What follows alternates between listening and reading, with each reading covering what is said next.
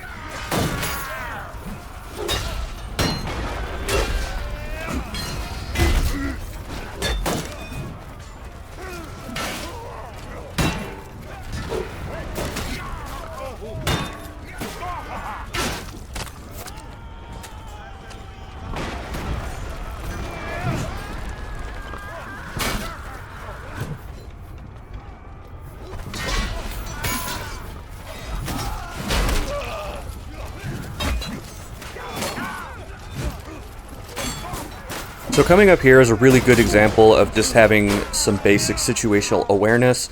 As I go into this fight, I do have teammates, and the Mason team comes out of spawn. They do outnumber us, and so while we are team fighting, I'm kind of trying to get mixed in and hold people's attention. I'm trying to hit people in the back. I'm trying to distract them so my teammates can hit them in the back. And, you know, we ultimately lost the team fight, and so I start to back up, and I start to play defensively. I'm stalling, because I want to get back, I want to make the Mason team overextend, and I want my teammates to come in from spawn and come help me. And overall, this is really just sort of what people mean when they tell you to pay attention to what's going on in the game, right? Because you have to realize when you're losing the team fight, because if you don't, then you are simply going to die. Now, once you realize what's going on, you can make a plan, you can try to get out. It's not always going to work, but you at least have, like, the heads up so that you can try and do something about it.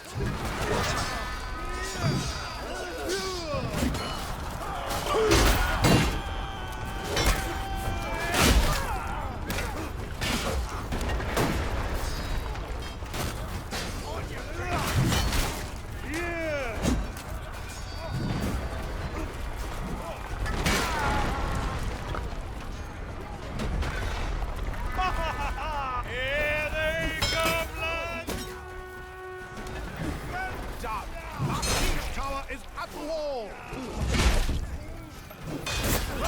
You must capture the castle walls.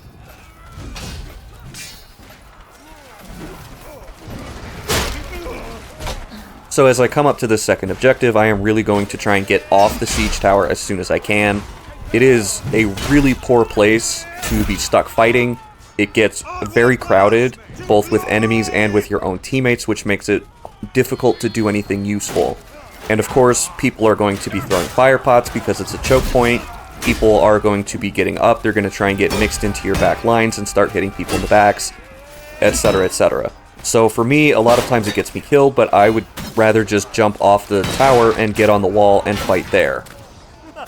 Really sort of the classic strategy for this objective is to push into the gatehouse as quickly as you can and get upstairs, which is exactly what I'm going to be trying to do. It is usually pretty easy to fight upstairs compared to anywhere else on this objective. If you're downstairs, there are trapdoors, there are whole mason spawns coming in, the doorways get clogged up with enemies and teammates, so really you just, on the Rudhelm Gatehouse, you really want to just get in there and go upstairs because it's open, there are escape routes, and it's a lot easier to fight and try to establish control. It's also easier to defend once your team actually has a bit of a hold at the gatehouse. Now this game is a little bit of a roll, stomp, whatever you want to call it, so I'm not really going to stay upstairs, but you can sort of see how my natural habit is to get up there as soon as I can.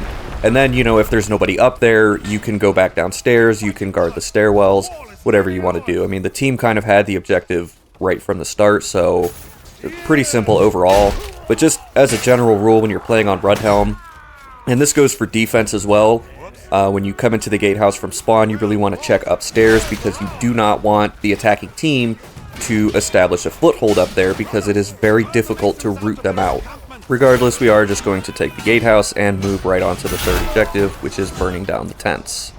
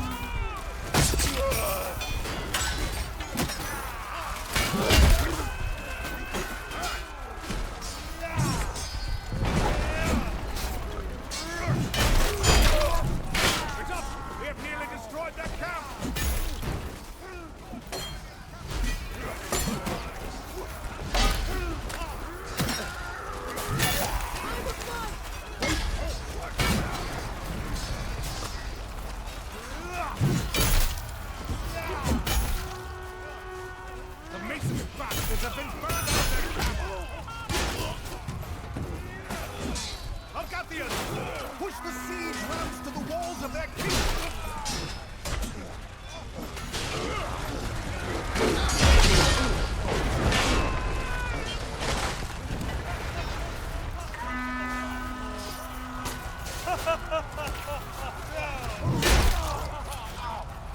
Press on!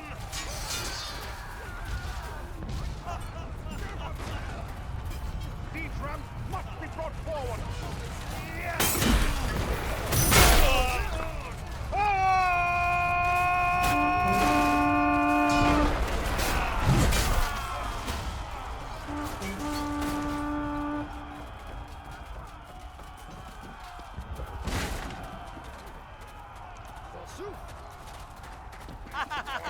Real quickly, I just want to point out that if you have an opportunity to heal, you should do it.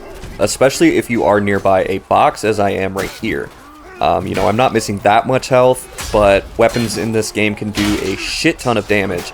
So if you're missing really any health at all, and you have a moment to breathe, you should just drop your bandage, go resupply, and then go find another fight to get into.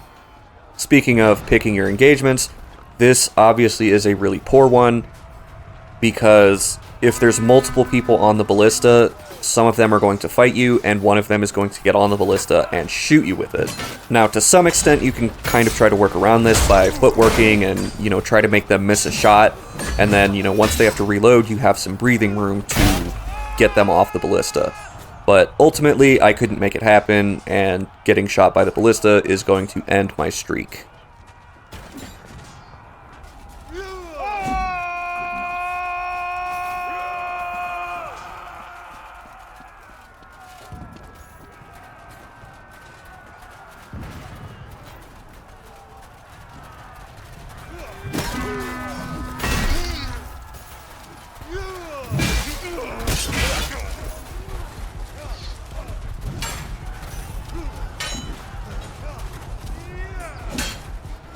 There are a couple things I want to point out as I come in to fight this guy. The first thing is that you'll notice I know that he's going to throw a kick, and instead of attacking through it like I usually do or giving it a kick collide, I am going to dodge away from it, because I really don't want to risk him interrupting my healing. The second thing is you'll also notice I've spoken about this before, but I turn to the side before I dodge, because this gives you extra distance. Side dodges are longer than back dodges. And this is one of those situations where that sort of thing is very useful.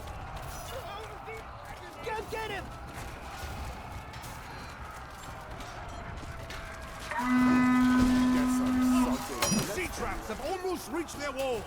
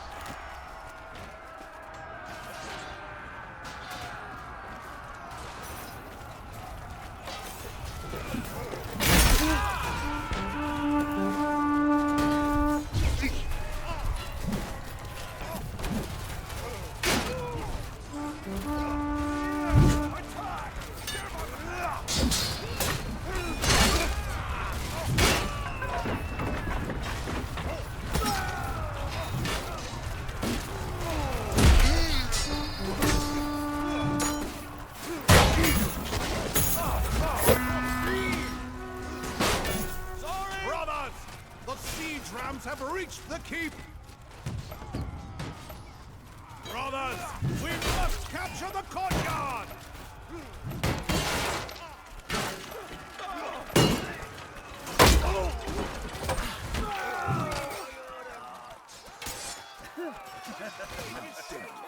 Bullets! Follow me, my brother! So again, situational awareness. I am going to check upstairs after I take the side path to the courtyard objective, because even though this is a bit of a roll and I'm not expecting to see any enemies up there, I just want to check and confirm, because if there are, I do not want them to retreat and come find me with an open back.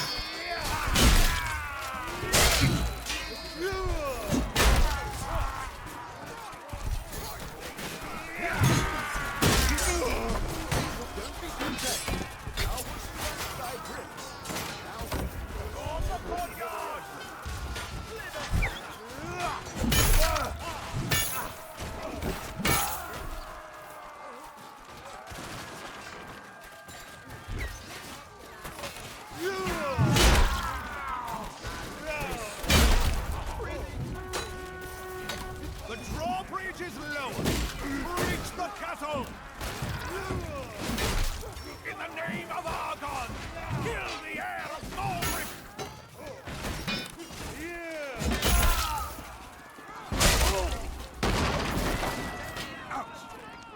Storm the keep and slay the Masonaire.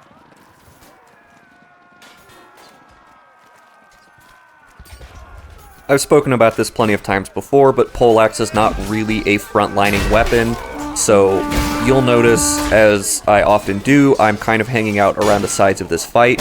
I'm trying to push my way through and get behind people, both to hit them in the back, and also to force some of them to take their attention off of my teammates to fight me instead, which is very useful for helping your team push into an area. It takes some of the pressure off of them.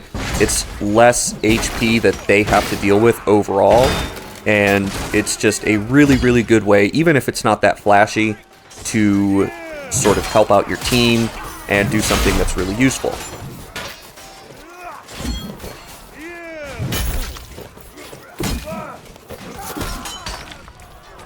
That's enough.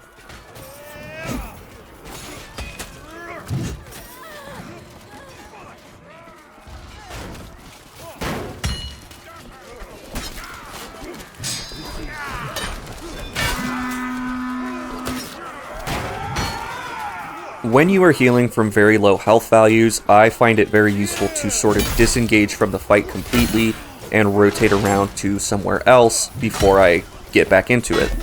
And the reason for this is twofold. Firstly, if you're very low health, chances are pretty good someone's going to throw something at you, an archer is going to shoot you, teammates may hit you because you're bloody and they think you're on the other team, and overall, it's just not a good idea to stay in the place where you lost all of that health.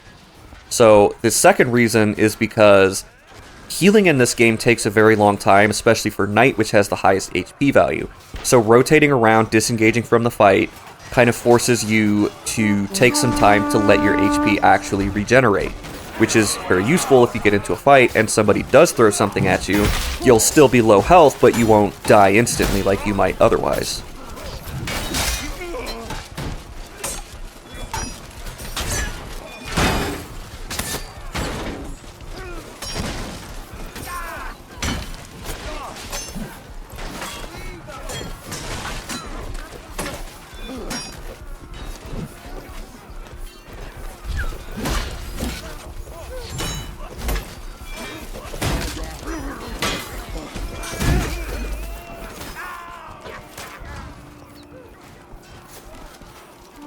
I will say again, poleaxe is not a front-lining weapon, so I will push the air when I see an opportunity to do so, but once that situation turns into a meat grinder, and it will turn into a meat grinder, I'm going to disengage because a better use of my skill set and a better use of the weapon's strength is to go fight in the throne room, in the center of the throne room, and try to hang up the incoming spawns from the opposite side. Because I don't want them to run around and flank my team. I don't want them throwing fire pots up onto the bridge walkway area. So I'm going to go fight those people and let the frontliners handle frontlining because they are pushing the air pretty hard. Overall, third person is, of course, the objectively better way to play the game. It is better for spatial awareness. It's better for lining up your swing manipulation effectively. I feel like it's more accurate as well in terms of swinging your weapon, overheads and stabs, that sort of thing. And really, it offers so much value compared to first person. That being said, I like the immersion of first person. I like the challenge. I think it's a lot more satisfying to hit a 60-3 game in first person than third person. But it's not like I didn't have a good time, so maybe I'll do a little bit more of it in the future if that's something people want to see. But that will of course conclude our video. 60-3 is not at all a bad score, and we did squeak out a narrow victory with less than 60 seconds on the timer. And I will see you all next time.